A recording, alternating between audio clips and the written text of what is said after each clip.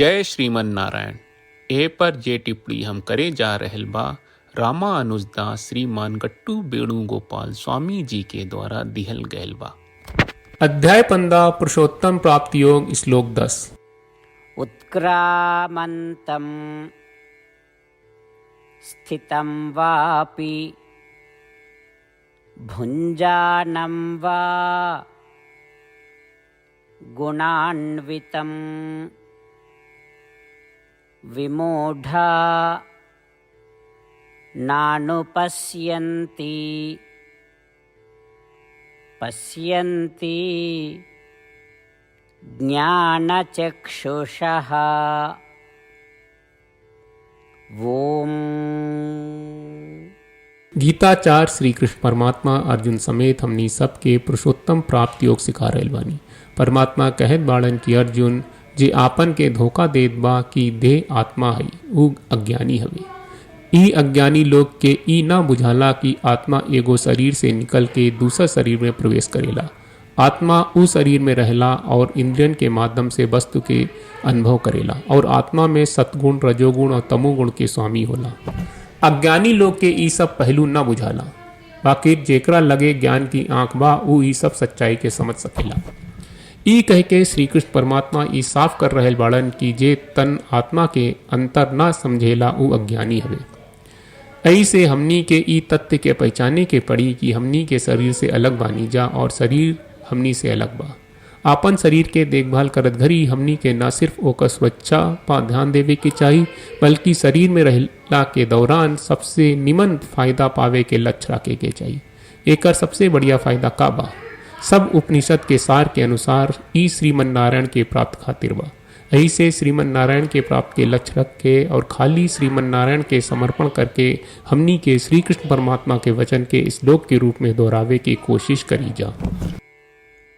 उत्क्रामन्तं स्थितं वापि भुञ्जानं वा गुणान्वितं विमूढा नानुपश्यन्ति पश्यन्ति ज्ञानचक्षुषः। श्रीमद् भगवत गीता का पूरा सार श्री कृष्ण परमात्मा ने अध्याय 18वें के श्लोक 65 से 70 में 8 काम करे खातिर दिले बाड़े। श्री कृष्ण कहले हम ओ लोगन से प्रेम करनी जो लोग इन 8 बातन के मान तारे। हम ओ भक्तन के हर तरह से रक्षा करब। श्री कृष्ण परमात्मा के द्वारा बोलल गईल संपूर्ण भगवत गीता सुनला के बाद अर्जुन कहले करिष्ये वचनम त्वा, जेके मतलब बा कृष्ण मैं उही करब जौन आप कही। यही कारण बा श्री कृष्ण अर्जुन के हर तरह के सफलता आ विजय प्रदान करेले। आई परमात्मा के आपन व्रत देई कि हमनी के ये 8 गौ कर्म के पालन करी जा। ई वचन परमात्मा के देवे से बड़न कौनो पूजा तपस्या यज्ञ नहीं। हम 8 प्रण कहब जौन हमनी के करे के चाहिए। आप सब कृपया इन्हन के आपन दिमाग और दिल में सोची। श्री कृष्ण के आपन वचन देवे के ई तरीका में हमनी सबकी कल्पना करे के चाहिए कि श्री कृष्ण का चेहरा खुशी से चमकत बा और खुशी के एहसास करत बा। जय श्रीमन नारायण। यहाँ हमनी के 8 वादा बा। हमनी के पहला वादा, हे श्रीमन नारायण आपका निर्देश के मुताबिक हम हमेशा तोहार ध्यान करब और तोहार बारे में सोचब। हमनी के दूसर वादा, हे श्रीमन नारायण आपका सलाह का अनुसार हम हमेशा आपका भक्त रहब। हमनी के तीसर वादा, हे श्रीमन नारायण हम आपन सब काम तोहरा सेवा के रूप में और तोहरा संतुष्टि खातिर करब। हमनी के चौथा वादा, हे श्रीमन नारायण जैस की आप माने के कहले रहलू, हमरा बहुत विश्वास बा कि हम आपके होई और हम हमेशा आपन दोनों हाथ जोड़ के आपके नमस्कार करब और आपकी पूजा करब। हमनी के पांचवा वादा, हे श्रीमन नारायण हमरा के तोरा बात माम एकम शरणम ब्रज 1866 याद कहले, जहां आप हमरा के आपन का अर्पित करे का कहा। श्रीमन नारायण मैं हमेशा तोहरे शरण में रहब।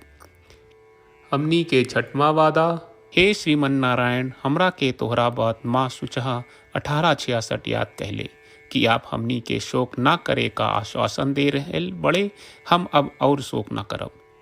हमनी के 7वां वादा, हे श्रीमन नारायण आपने हमरा खातिर श्रीमद् भगवत गीता के वितरण करके हम सबके कृपा कहले और आशीर्वाद दहले बा।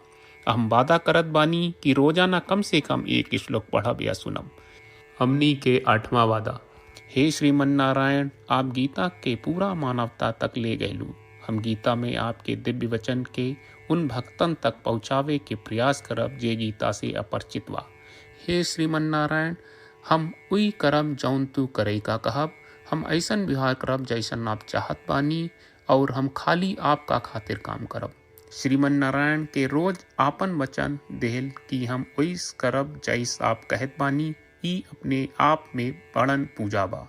श्रीमन नारायण, करशे वचनम त्वा। श्रीमन नारायण, हम तोरे निर्देश के मुताबिक काम करब।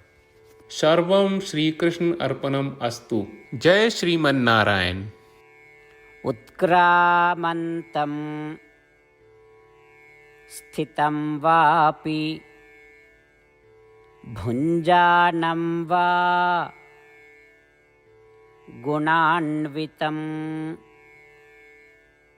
विमूढा नानुपश्यन्ति पश्यन्ति ज्ञानचक्षुषः। ॐ उत्क्रामन्तं स्थितं वापि भुञ्जानं वा गुणान्वितं विमूढानानुपश्यन्ति पश्यन्ति ज्ञानचक्षुषः। जय श्रीमन नारायण। सब भक्त लोगों से विशेष अनुरोध बा, जीवन में हर चीज में हमनी के तत्कालिक और प्रभावशाली परिणाम की अपेक्षा रहेला। एकरा खातिर आइए रोजाना 1 मिनट के समय निकालल जाए और नारायण आश्रम पढ़ल जाए। नारायण आश्रम प्राप्त करे खातिर नारायण आश्रम वेबसाइट पर जाई, जो www.narayanashram.org है, और पंजीकरण में आपन नाम और ईमेल दर्ज करी। आपके द्वारा प्रदान कईल गई ईमेल पर आपका एक नारायण आश्रम PDF प्राप्त हुई। PDF में एक रामायण श्लोक, एक गीता श्लोक और एक विष्णु नामम बा। ये तीनों के मिल के नारायण आश्रम कहल जाला। हर व्यक्ति के ये श्लोक के अलग अलग संयोजन मिलेला। जब हर कोई 24,000 भक्तन के साथ रोजाना आपन नारायण आश्रम पढ़त आ सुनत बा, ता हर दिन संपूर्ण रामायण का 1 दौर, श्रीमद् भगवत गीता पारायण के 33 दौर और श्री विष्णु सहस्त्रनाम स्तोत्र पारायण के 24 दौर प्रतिदिन पूरा होएला। ई एक बहुत ही उल्लेखनीय और विलक्षण परिणाम बा, जौन हर एक दिन ऐस करे से निकलेला। ई कारण बा कि आप और आपके परिवार के सदस्य तुरते जाके आपन नारायण आश्रम प्राप्त करी। जय श्रीमन नारायण।